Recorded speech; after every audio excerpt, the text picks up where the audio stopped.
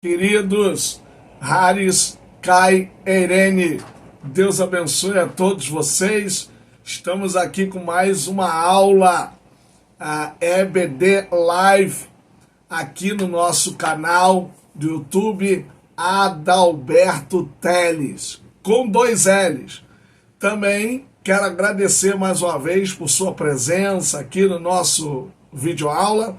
Hoje é a 3ª lição dessa revista, que nós iremos tratar sobre a natureza da igreja, uma lição que está fundamentada no texto de 1 Coríntios 12, do 12 ao 27, a natureza da igreja. Já estamos praticamente quase um mês nessa lição. E hoje nós vamos trabalhar essa perspectiva. Peço para você curtir o meu canal, compartilhar. Também peço para que você dê um like lá, deixe o sininho ativo, se inscreve também lá segue a gente lá no Instagram. É de muita importância que vocês façam isso. Estou hoje também com a minha outra camisa da Escola Teológica Dalet, que oferecemos curso básico e médio em teologia e outros cursos. Gente, também quero falar para vocês, já estou avisando, que a gente está se organizando para trazer aqui uma aula sobre o grego e o Novo Testamento. É importante a gente trabalhar as línguas do texto que se aproxima do original, para a gente diminuir essa distância que há do primeiro escrito para nós hoje. Então eu vou abordar aí essa questão. Eu vou pegar as 3 parábolas do capítulo 15 de Lucas e nós vamos trabalhar. Tá certo assim?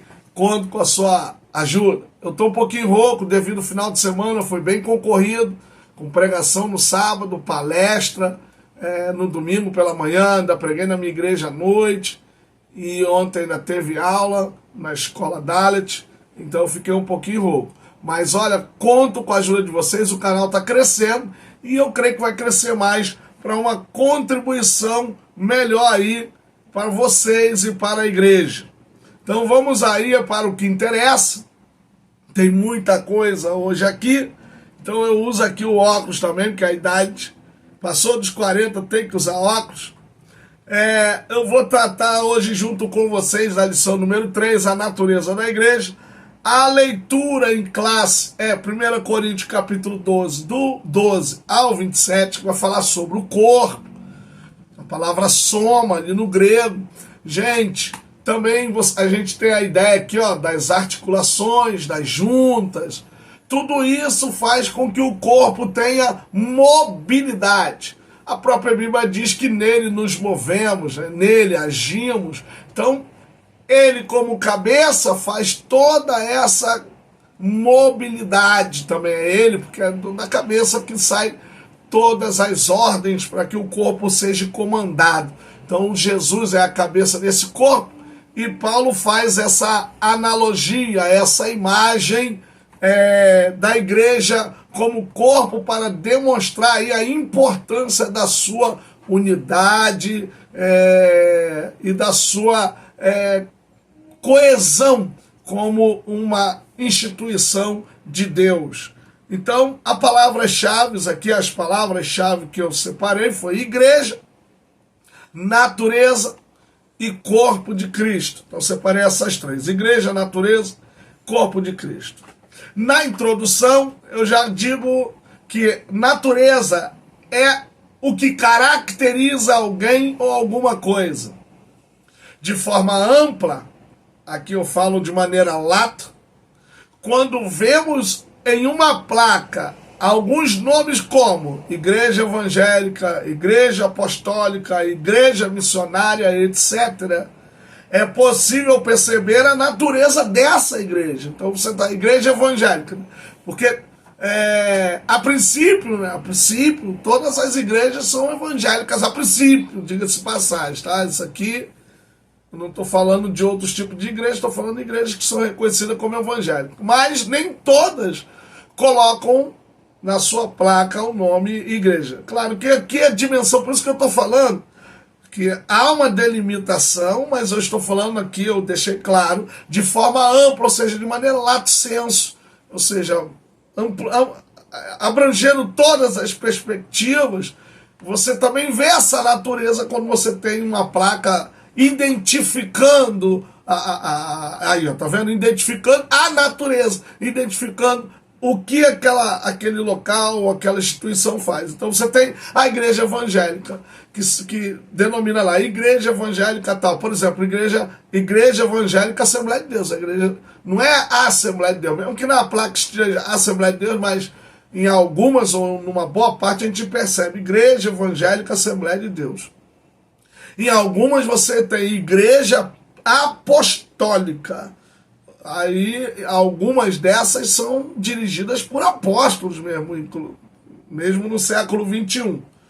Igreja missionária, tem igreja missionária, e eu nem coloquei, eu posso falar aqui, igreja pentecostal, tal, igreja pentecostal. Então, qual é a natureza dessa igreja? Uma igreja apostólica, uma igreja evangélica, uma igreja missionária, e aí você vai entendendo. Então é possível perceber a natureza dessa igreja só pela identificação dessa fachada aí. Mas isso a gente está falando lato sensu. Agora, stricto sensu, uma coisa mais restrita, aí a gente vai ver a natureza da igreja como essa ideia de universal e local, e umas outras naturezas também. Que lá na conclusão eu vou explicar melhor. Eu fiz uma conclusão diferente hoje, porque eu não queria pegar pedaços e falar. Então, na conclusão, eu vou abordar alguns aspectos que são de importância que talvez, não digo isso porque você não saiba, mas talvez você não deva ter ouvido, e hoje você vai ter a oportunidade de poder ouvir o que eu vou tratar aqui para vocês, certo? Então a lição continua com a mesma estrutura, 3 grandes partes e 3 subtópicos em cada grande seção ou cada parte. Então a primeira grande seção, a natureza da igreja na sua missão confessional. Então essa palavra confessional, da ideia de confissão, ou seja, o que aquela igreja crê, o que aquela instituição acredita. No mundo assembleano temos aí um livro que trabalha essa questão da fé da igreja. Então é possível a gente entender que existem igrejas. A igreja no seu início, ali no 3º século, 4º século, foi criado o credo niceno, em 320 e pouco, e lá para 380 e pouco, em Constantinopla, foi editado, e aí foi denominado como credo niceno-constantinopolitano. É muito usado pela igreja católica, pela igreja ortodoxa, outras igrejas também usam. Eu acredito que vocês deveriam dar uma lida, pesquisar no Google e colocar lá credo niceno-constantinopolitano, para vocês conhecerem o que está escrito lá. Concordar é uma coisa, discordar é outra, e aqui não estou dizendo que você tem que seguir esse credo, não. Nós temos a nossa confissão de fé, entendeu? Mas também se baseia em partes daquele credo niceno-constantinopolitano, que, diga-se de passagem, vem antes, se alguém quiser falar vem antes da nomenclatura Igreja Católica Apostólica Romana. Então, igreja, não tem como a gente não falar da igreja abordando todas as igrejas que se denominam como cristãs. Você tem a linha católica, você tem a ortodoxa, que fala a língua grega, né, que tem em Constantinopla, tem na Rússia, no Brasil também tem, e outros segmentos. Então nós não podemos falar só de uma perspectiva. Claro, a lição ela é muito limitada por causa do espaço, mas isso precisa ficar claro para a gente. Uma outra pergunta: qual é a consciência que a igreja primitiva tinha de igreja? Então, nós hoje temos essa, mas qual era a consciência que a igreja tinha lá no mundo primitivo? Então, fundamentada na palavra, esse é o primeiro tópico. Uma das características naturais da igreja é o seu fundamento na palavra.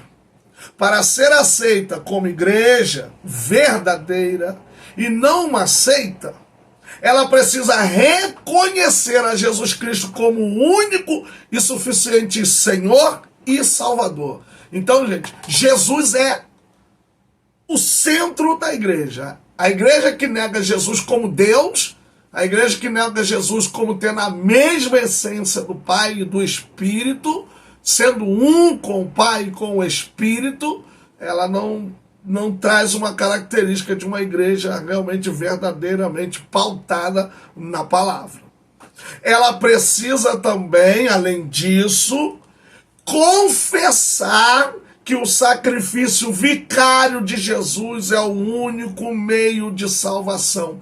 Apenas por meio do sacrifício, morte e ressurreição de Jesus, seu derramamento de sangue na cruz do Calvário, é único e suficiente para salvar a gente, ao ser humano, a pessoa que crê. Não tem votos, não tem sacrifícios, não tem subterfúgios, nada disso, é o sacrifício vicário. Eu já palestrei, preguei em diversas igrejas e dei aula também. No Dália tinha algumas igrejas e eu vi que algumas pessoas ficaram assustadas quando eu disse: o sacrifício vicário de Jesus é suficiente para salvar o homem. Aí as pessoas, mas só isso? Com certeza. Não tem voto, não tem envelope, não tem nada disso, gente. É só a morte e a ressurreição de Jesus. Nada pode chegar ao nível do sacrifício vicário. Nem nada. Ah, se você não fizer isso, então tu não é salvo. Ah, se você não der aquilo, você não é salvo. Não, gente. É Jesus. Jesus de Nazaré. Esse homem, que é homem e Deus ao mesmo tempo, ele proporcionou para nós vida eterna na sua morte. Então a igreja precisa, no mínimo, reconhecer a Bíblia Sagrada e Jesus Cristo como Senhor e seu sacrifício vicário. Em segundo lugar, a igreja verdadeira fundamenta-se na palavra, reconhece que a Bíblia é a infalível palavra de Deus. Então a Bíblia é a infalível palavra de Deus, a Bíblia é a inspiração de Deus ao homem. Ela foi inspirada, foi dada ao homem para que o homem tivesse ali uma direção, uma bússola, uma diretriz, um modus vivendi dentro da fé. E isso a gente tem com a palavra de Deus, que orienta, que ajuda, que determina o caminho, quais os preceitos. Então, a gente tem tido aí umas conversas com algumas pessoas e, lamentavelmente, ontem, até conversando com a minha esposa, a maioria, uma boa parte das igrejas não estão mais preocupadas com uma transformação. Então a gente aprendeu aí que metanoia significa uma mudança radical.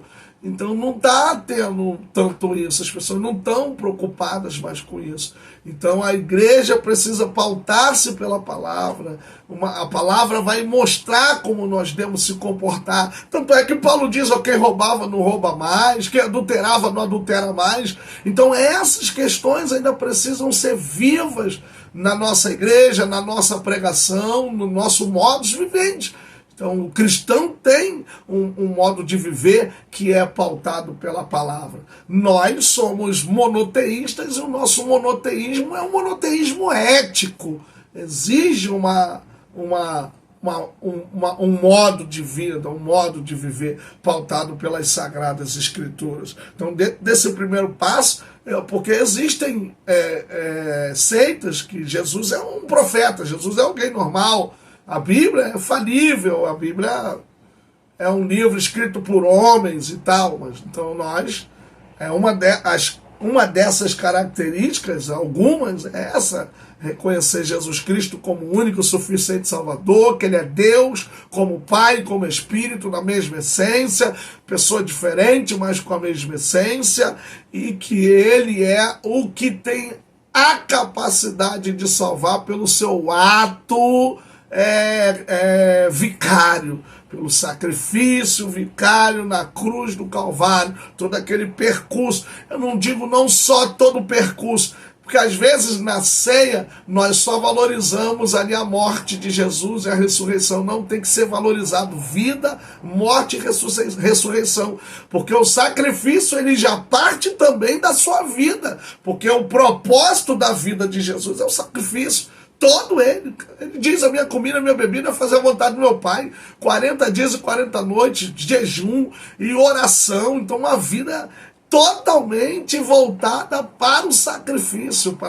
para culminar na sua exaltação na cruz do Calvário. Então, diga-se de passagem que a cruz do Calvário, para muitos é como se fosse a humilhação, mas a cruz do Calvário é a exaltação. Como assim alguém pode ser exaltado sendo pendurado na cruz do Calvário? Então, porque é a partir dessa humilhação que vem a exaltação de Jesus, que aí todo nome não vale nada diante do nome dele. Então é muito importante isso aí. A igreja, ela é habitada pelo Espírito Santo. Uma das frases, e quem quiser aí meu contato no WhatsApp, você vai encontrar lá. Isso aqui eu li num livro, Deus Vive Verdadeiro. É uma das frases mais interessantes que eu li, está lá como slogan, como frase no meu WhatsApp. A igreja é o lugar natural onde o Espírito Santo está. Essa é a frase. Quem tiver meu WhatsApp, pode colocar no comentário lá aí no YouTube, quando nós subimos o vídeo, coloca lá, realmente o seu slogan aqui do WhatsApp é essa frase. E tá há um tempão, desde quando eu li ela neste livro. A igreja é o lugar natural onde o Espírito Santo está. Eu não botei em que, porque aqui a questão mesmo é de localidade, de lugar. Então, onde significa isso? Local. Então, a igreja é este local onde o Espírito Santo está, a habitação dele.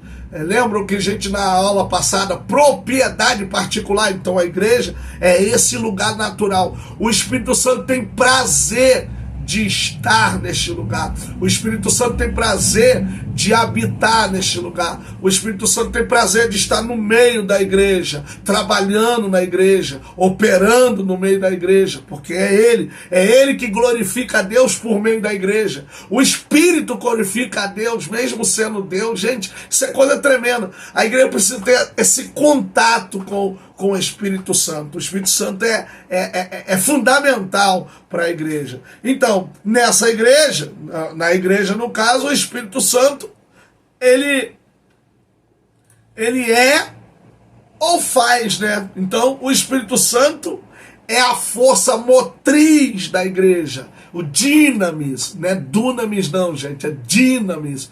É dunamis só quando o ômicron está junto com o Y, formando um ditongo aí e fala assim, du.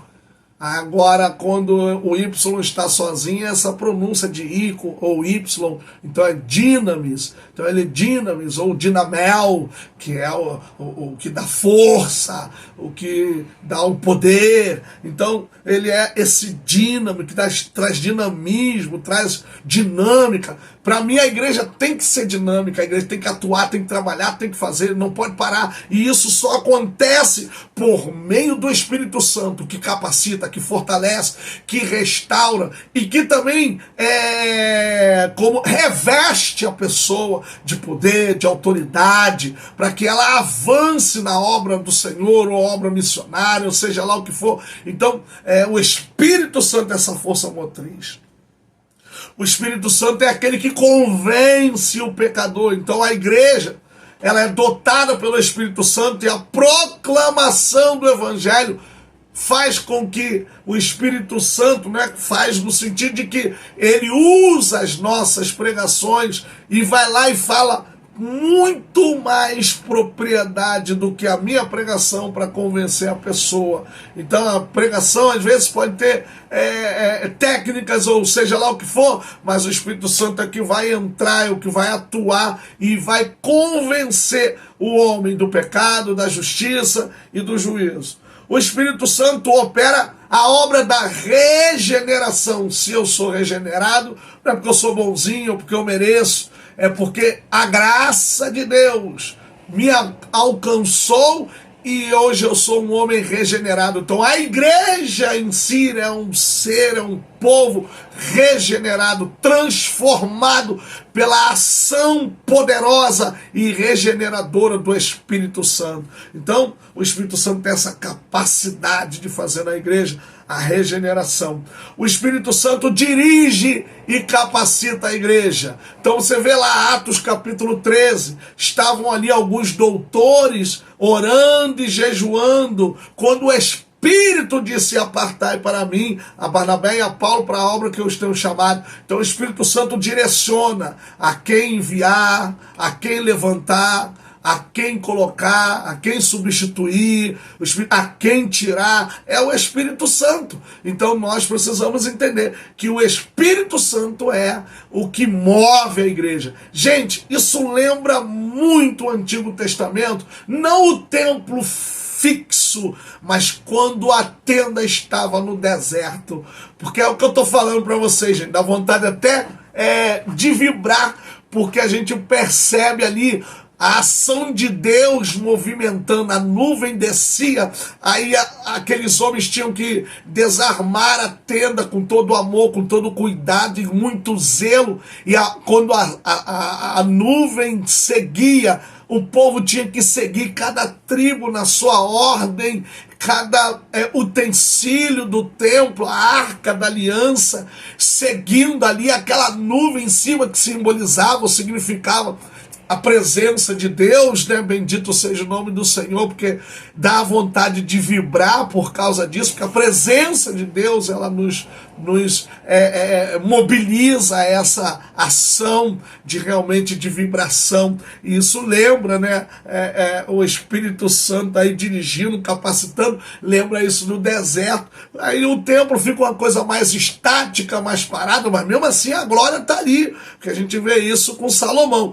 Mas a igreja do século XXI, nós que estamos nesse início do século, precisamos ter uma igreja mais dinâmica, uma igreja com mais exercício, com mais trabalho, gente. Claro que com amor, com graça, palavra de Deus acima de tudo, mas a igreja não pode estagnar, a igreja não pode ficar estática, a igreja tem que se mover, e o Espírito Santo está disposto a isso. O Espírito Santo é aquele que move. Como é que ele estava lá no princípio? Estava lá. Vocês acham que o Espírito Santo só estava, segundo as nossas traduções, e o Espírito Santo pairava sobre as águas, face das águas, o Espírito Santo se movia? Gente, foi uma ação poderosa de criação, entende? Uma ação poderosa. Então o Espírito Santo não só estava ali pairando sobre... Não, uma ação poderosa. E a igreja precisa da ação poderosa do Espírito Santo, até porque Lucas disse que nós iríamos pisar serpentes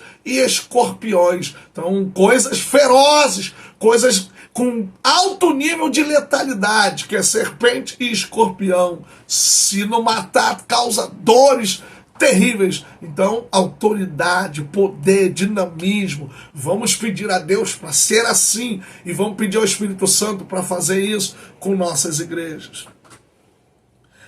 Quem faz parte da igreja anda no Espírito. Gente, aqui eu peguei totalmente o que eu fiz um artigo, eu tenho um artigo de Romanos capítulo 8, e coloquei aqui pelo menos um parágrafo dizendo: Romanos 8 é o ápice da teologia, não só na carta de Paulo aos Romanos, mas a teologia de Paulo.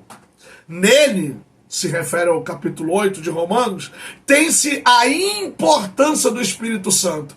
Você vê ali uma dinâmica do Espírito Santo. É imprescindível a presença do Espírito na vida do crente. Paulo afirma, isso está lá em Romanos, capítulo de número 8, Romanos capítulo 8, versículo de número 9. Romanos 8, 9. Paulo está lá afirmando, eu vou ler para vocês aqui, vós, porém, não estáis na carne, mas no Espírito. Agora que é pesado, hein? Se de fato o Espírito de Deus habita em vós. E se alguém não tem o Espírito de Cristo, esse tal não é dele. Gente, isso aqui é muito sério, gente. Tem que ter o Espírito Santo para ser de Deus. Entende? Então eu falo aqui um tripé, eu acho que eu já falei numa outra aula. Que Deus sabe os que são seus. Isso está nos escritos de Paulo a Timóteo.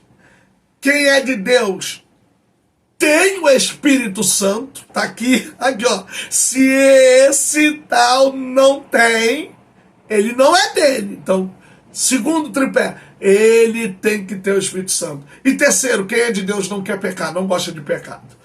É claro, gente, que se nós temos o Espírito Santo, agora, se temos o Espírito Santo, somos filhos, herdeiros, temos vida e paz, e ainda podemos clamar, Abba, Pai, porque o Espírito com gemidos inexprimíveis dentro de nós. Romanos 8. O ápice da teologia paulina. Então ali você tem a briga da carne com o Espírito, tá, sabe? Espírito sax, Espírito soma.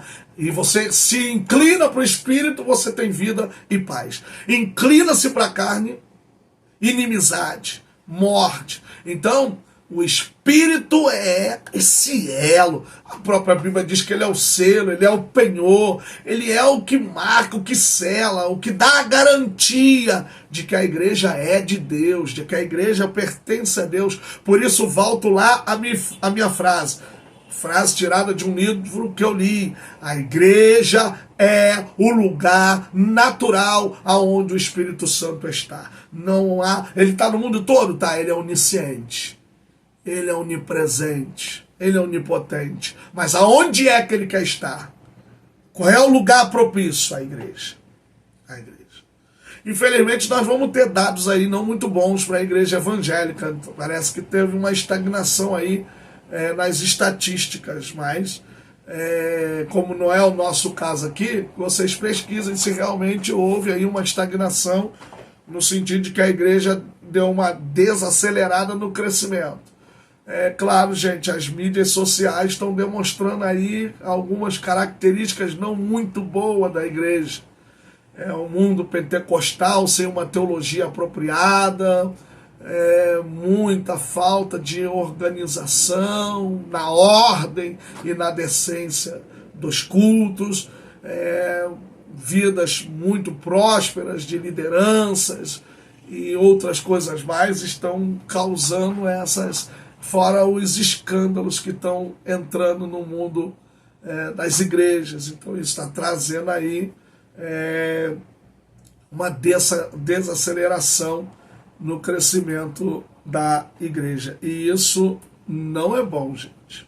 Segunda maior parte, ou a segunda maior seção, a natureza da igreja nas suas dimensões local e universal. Então, igreja local e visível. A igreja local é aquela que está estabelecida em um lugar geográfico, em um tempo, em um espaço. Sabe-se quem são e quantos são. Eu sei quantos membros são da minha igreja, sei quais são. Então eu sei quantos membros são de alguns pastores amigos meus, sei de alguns que eu prego fora, então eu sei quem são os membros e mais ou menos quantos são. Ela é vista dessa mesma forma nos escritos epistolares, principalmente nos de Paulo, de Pedro, as cartas universais, que tratam de igrejas que estão dispersas, e é Paulo que vai determinando, né? Porque enquanto as universais não dizem o nome, né? É mais universal mesmo, as cartas de Paulo são endereçadas à igreja que está em Corinto, à igreja em Éfeso, à igreja... E no Apocalipse, né, as 7 cartas, às 7 igrejas, o anjo da igreja de Filadélfia, a igreja de Sardes, a igreja de Laodiceia, por exemplo. Então isso demonstra que naquela época já existiam, elas viviam, claro, dentro das suas perspectivas. Então isso é bem visível, e elas estão determinando aí a sua região e aos seus membros. Então essas cartas determinavam a região e seu tempo. Então a igreja que está em Auma, que é no nosso caso, a igreja que está em Bom Sucesso, a igreja que está em tal lugar, então isso determina aonde está essa igreja. Então essa igreja é uma igreja local. A partir dessa igreja local é que a gente começa a perceber as particularidades das igrejas. Olha, tendo conhecimento do conteúdo das cartas bíblicas, por isso que eu falei acima, que temos hoje, percebe-se algumas particularidades das igrejas. Do primeiro século, por exemplo. Pois esses escritos trataram de problemas concretos. Essas igrejas tinham problemas concretos. E problemas diferentes em cada igreja. Todas elas viviam as suas próprias realidades, e a receita para uma não funcionava de certa forma a outra, ou em outra. E isso acontece hoje. O problema que eu vivo na minha igreja talvez não consiga resolver, ou seja, o mesmo remédio não consegue. Então as igrejas tinham problemas concretos. Por que Paulo escreve? Paulo escreve porque ele não podia estar em todas as igrejas ao mesmo tempo. Então ele escreve com o objetivo de doutrinar a igreja, resolver problemas concretos, sabe? Animar os cristãos, trazer ensinamentos para os servos dessa igreja, servos de Deus. Então viviam realidades concretas como nós vivemos as nossas realidades concretas hoje. Então isso são características das igrejas locais. No terceiro ponto dessa segunda grande seção, a igreja universal e invisível. Diferentemente da igreja local, que é possível saber quem são os membros e perceber a sua fragmentação denominacional, porque a igreja local, ela é determinada por essas fragmentações denominacionais, entende? E isso aqui, diga-se de passagem, não é de certa forma um problema, porque lá embaixo nós vamos falar da unidade, que não significa uniformidade. Então, mas até que ponto realmente essa fragmentação denominacional ela é boa e ela é ruim para nós nessa perspectiva? Então vocês podem também comentar e falar alguma coisa lá nos nossos comentários. Então a Igreja Universal não possui essas características, pois não há como saber quem são e quantos são os membros dessa igreja. Você supõe que eu faça parte da Igreja Universal. Por quê? Porque eu sou da igreja local. Mas é todo crente de uma igreja local? A Bíblia diz que nem todo israelita é israelita. Então nem todo membro da igreja local é membro da Igreja Universal. E é essa Igreja Universal que seria, na verdade, o corpo místico de Jesus, porque nós não sabemos quantos são, quais são, a gente sabe, são bilhões aí nesse mundo, mas quais? Quem?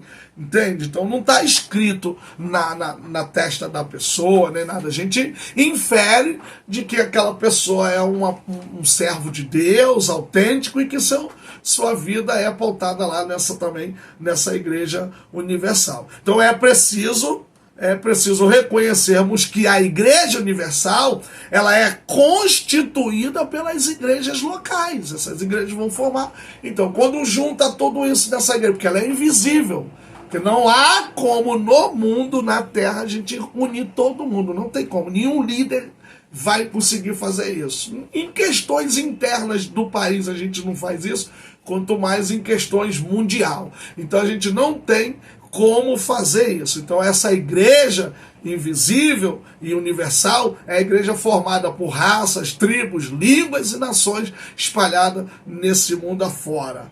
Terceiro e último grande tópico, seção, a igreja na sua dimensão comunitária.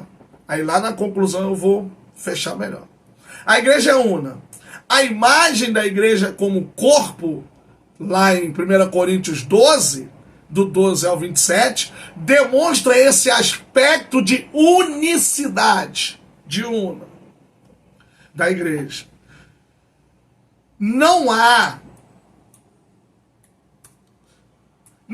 como um corpo permanecer com as suas partes divididas, ou seja, eu não posso ir lá e pegar um braço, posso ir lá pegar uma perna. Uma coisa é nascer com necessidades especiais, mas é um corpo. É uma pessoa que nasceu sem os braços, sem as pernas. Esses dias eu vi um vídeo, a pessoa só tinha a cabeça, que é a parte do corpo, e não tinha os membros, mas é corpo.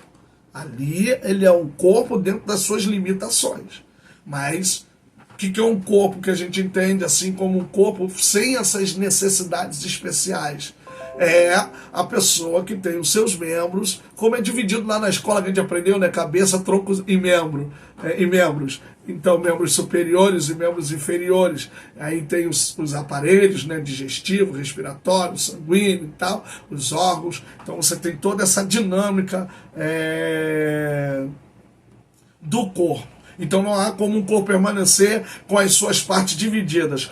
Todos os membros, superiores e inferiores, devem estar ligados pelas juntas e articulações. Todos os compostos do corpo têm as suas diferenças, mas são importantes. Então o que dá unidade, o que dá essa questão de uno em mim é essa estrutura de que cada parte está ligada e é movimentada pela cabeça. Então, essa imagem realmente demonstra com muita clareza a questão da igreja como una. Unidade. Então, eu não fiz aqui praticamente da lição, mas eu fiz com perguntas e respostas. O que é unidade? Unidade anexa, apensa, pegada, ligada, adjunta, coadunada, contígua, unificada. Isso é unidade. Isso é unida. Isso significa a palavra unida. O que é unidade? Unidade é a qualidade de ser único. A qualidade de ser uno. Não poder ser dividido. Unidade é isso. Ah, mas tem problema na... Tem, olha a 1 Coríntios. 4 facções dentro da igreja. Onde tem uma unidade. Então a igreja local, ela pode sofrer esses problemas. Ela pode perder a unidade. Porque ela pode ser fragmentada por facções dentro da igreja. Não, eu sou o pastor Adalberto, ele é meu presidente. Não, mano, eu vou ficar com o vice tá com as ideias boas aí. Não, mas e não, aí vai tirar a unidade da igreja.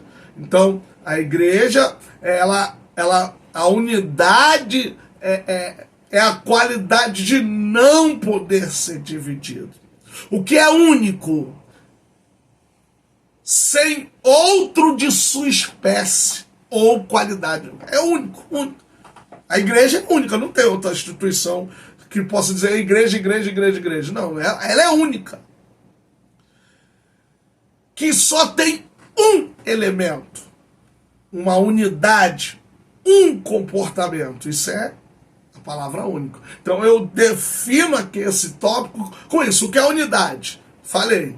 O que é unida? Falei. O que é unidade? Qualidade de ser único. Qualidade de ser uno. Não pode ser dividido. O que é único? Só tem ele, não tem outro de sua espécie. Ou qualidade. Só tem um elemento, uma unidade, um comportamento. Então, é único. É como se você tivesse uma coisa na sua vida que não existe mais. Então, é isso aí. Então, a igreja é isso aí. Não tem nenhuma outra espécie ou qualidade que se assemelhe. Igreja é igreja, ela é única, ela é una, ela é unida, ela tem unidade, ela tem essas características que são importantes. Diversidade na unidade. Terceiro ponto. É possível haver diversidade na unidade? Haja vista que unidade não implica em uniformidade. Então é possível sim haver diversidade na unidade. Aqui, ó. São iguais? Não são. Olha a diferença. Não são iguais. E assim também o pé E assim também, cada dente não são iguais. Então há diversidade, mas não há uniformidade aí, porque são diferentes, mas há unidade. Há unidade, porque eu sou único. Tá aqui. Como visto acima, a igreja é formada tanto por quem podemos reconhecer, igreja local, bem como os que não conseguimos identificar, universal e invisível. Nesse sentido, a igreja é formada por uma diversidade de pessoas que pensam e têm uma perspectiva, às vezes, de cosmovisão diferente. Não é porque o cara está na igreja, não é porque a irmã está na igreja, não é porque o irmão está na igreja, que ele tem a mesma cosmovisão que eu. A verdade é verdade. A verdade não se relativiza. Mas cosmovisão do mundo, perspectiva do mundo que eu falo não é o sistema mundano, é tudo em volta, entende? Filosofia e tudo mais. Cada um tem sua perspectiva de mundo. E isso que é o que traz também certa dinâmica para essa unidade da igreja. É tudo isso. Gente, agora a gente chegamos na conclusão.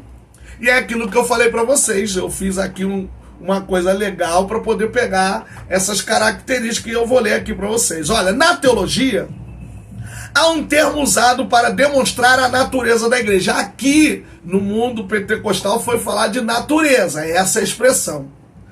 E ou características da igreja. Ele é chamado de notas da igreja por alguns teólogos cristãos católicos e ortodoxos. Eles chamam essa natureza da igreja de notas da igreja. E para os teólogos protestantes é chamado de propriedades da igreja. Então, quais são essas notas ou naturezas ou propriedades da igreja? A igreja é santa. Essa é uma delas. Essa santidade consiste essencialmente na pertença da igreja ao Deus uno e trino, aquele de quem diz só tu és santo, Apocalipse 15, 4, do qual provém e para a qual vai voltar. Então a igreja, ela é santa. Por quê? Porque ela pertence a Deus e Deus é santo. Segundo, a igreja é apostólica. Os apóstolos foram aqueles que testemunharam a vida terrena e a ressurreição de Jesus. Eles comunicaram a experiência de Jesus para quem? Para nós. Então a igreja é apostólica, porque eles são a base, o fundamento também da verdade, os apóstolos. Então a igreja, ela é apostólica. A igreja é, essa aqui vocês não devem nunca ter ouvido, né? A igreja ela tem indefectibilidade, também é mais uma propriedade, mais uma nota, mais uma natureza. A indefectibilidade, com base nos textos de Mateus 16, do 13 ao 20, e Lucas 28, 20, lá o 16, 18, o respeito sobre esta pedra edificarei a minha igreja, as portas do inferno não prevalecerão contra ela. 28, 20, eis que estou convosco todos os dias, até a consumação dos séculos. Ou seja, a igreja jamais será destruída e derrotada. Podem perseguir, podem matar, podem prender, podem queimar, podem derrubar, podem fazer o que for, demolir, podem proibir. A igreja não será destruída. Essa nota, essa propriedade, indefectibilidade, significa isso. Ela é indestrutível. Deus jamais deixará que sua igreja seja destruída. A igreja universal, a igreja invisível. A local pode terremoto, pode gente, pode ser o que for destruir, mas ela permanecerá. Se acontecer um terremoto agora, minha igreja destruir lá, cair tudo, nós vamos reunir na porta dela mesmo com os escombros e vamos adorar. Então a igreja, ela é indestrutível. Deus não tem como ser destruído e não tem como destruir o que é dele. A igreja e a infalibilidade. A igreja, ela é infalível. Infalível quando? Quando ela, ao reconhecer que o evangelho é verdadeiro, reconhecer também que será verdadeiro para sempre. Então a igreja, ela precisa, na sua infalibilidade, reconhecer que o evangelho é verdadeiro e é reconhecer que será verdadeiro para sempre. Então, o evangelho, a pregação, a igreja só passa a ser falível, a igreja só falha quando ela falha na pregação, na verdade do evangelho, na autoridade do evangelho. Se a igreja não prega o evangelho na sua totalidade e na sua verdade, aí ela perde a falibilidade. Então, talvez a igreja local cometa esses erros, mas a igreja universal e invisível, ela não comete, não pode cometer, porque a igreja precisa pregar, transmitir a verdade. E por fim, ainda falta mais um, a igreja católica, aqui no sentido de universal, ou seja, a igreja é aonde ela estiver. Então, aonde tiver uma igreja, ela é igreja. Por isso, universalidade, por isso, catolicidade, no sentido de igreja está em todo mundo, em todo lugar. E outra, por fim, a igreja é única e unida. Por isso que eu disse que eu ia falar tudo na conclusão, para vocês entenderem todo esse contexto da natureza da igreja. Ou seja, outros nomes que se dão à natureza da igreja: as notas da igreja para o mundo teológico católico, as propriedades da igreja para o protestantismo, e nós aqui usamos a natureza da igreja. Gente, chegamos ao final, hein? Que Deus abençoe a todos vocês. Aguardo vocês lá no canal. Compartilhem, curtam, comentem. Adalberto Teles com 2 L's. Sigam no Instagram, deixa o sininho lá ativo que vai chegar informações. Deus abençoe. Haris Kai Eirene. Um abraço.